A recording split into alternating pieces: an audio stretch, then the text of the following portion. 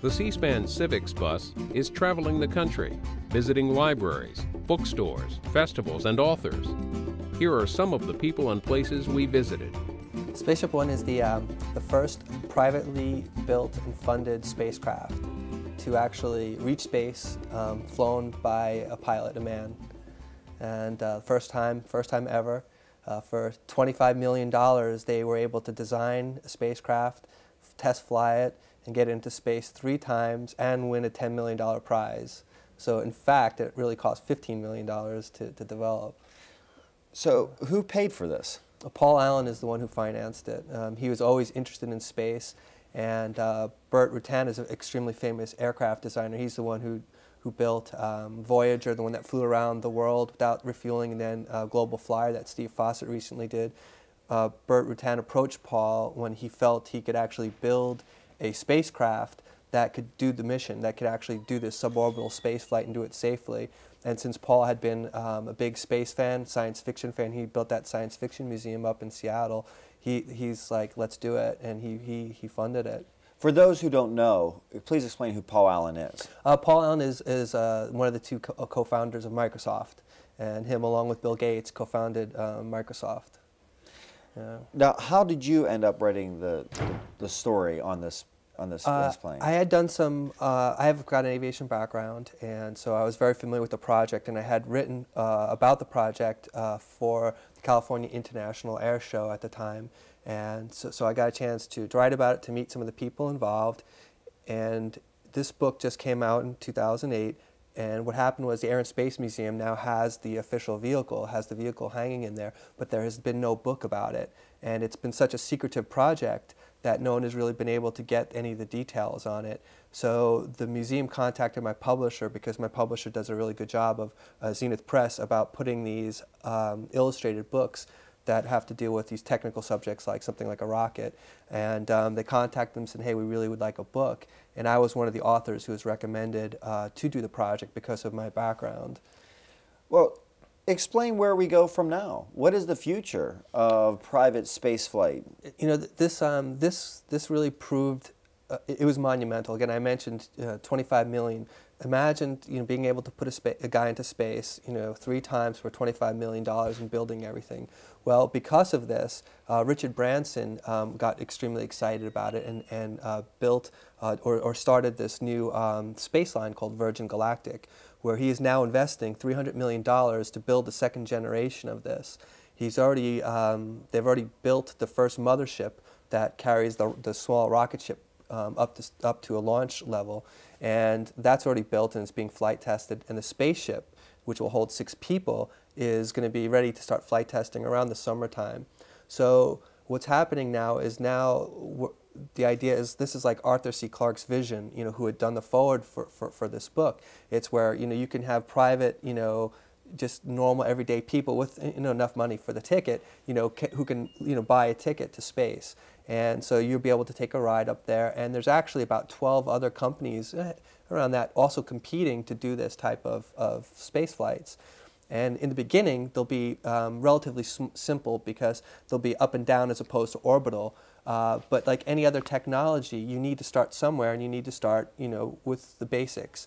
And so the early ones will go up and down, kind of like the 2 first manned space missions that the U.S. did with NASA. They'll just go up and down, and then little by little, technology will evolve. Competition, all those type of things will play into it, and then you'll start getting the orbital missions. And I was at a talk in Oshkosh, Wisconsin, where Richard Branson and Burt Rutan had said within their lifetimes they want to go around the moon. And when those guys speak and say something like that, that's real serious.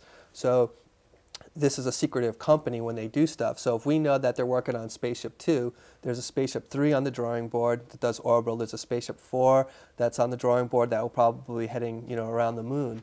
And these things sound like science fiction, but it's very much real, and there's an awful lot of development in this they call new space. It's happening right here and right now.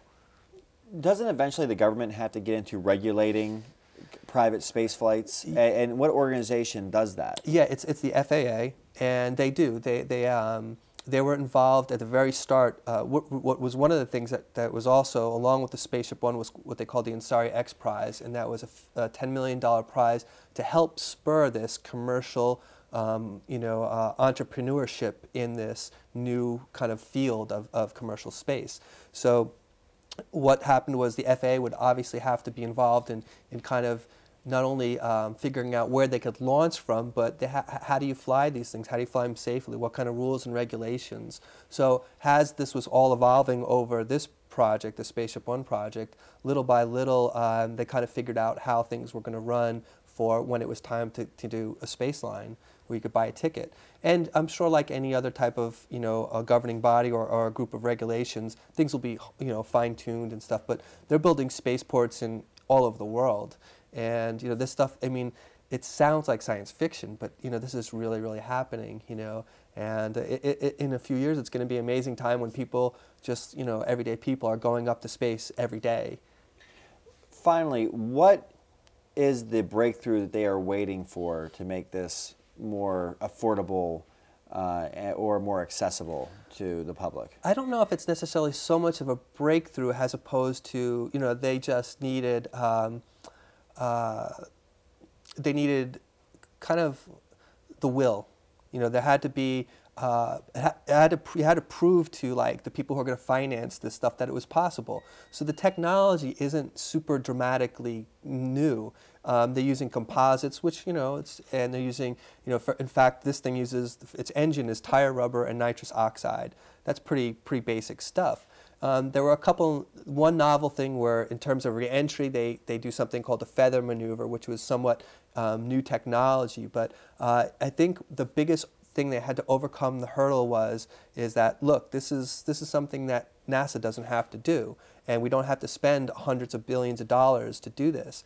And we've proved already that we can get to space, and then it's a matter of just building up the fleet to start making it economically feasible, because if it's not economically sustainable, then it won't go anywhere. So that's the challenge, is to make it things inexpensive and cost-effective and get the infrastructure there. So those are really the technologies I think that are most needed in this. It's not like a new warp system. That's not really what they're looking into. Like I said, it's a very basic rocket engine that they use.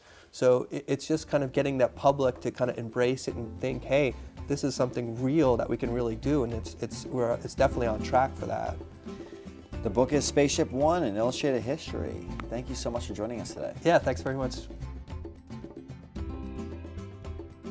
You can view Book TV programs, sign up for a weekly email of our schedule, and learn about upcoming programs at booktv.org.